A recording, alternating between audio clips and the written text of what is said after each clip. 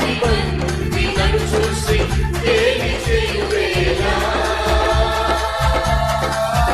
అది వచ్చే పాత్రను చేసిన పరిశుద్ధునిగా నన్ను మార్చిన యేసయ్యానికే స్తోత్రము మెస్సయ్యానికే స్తోత్రము యేసయ్యానికే స్తోత్రము మెస్సయ్యానికే స్తోత్రము ఏ పాట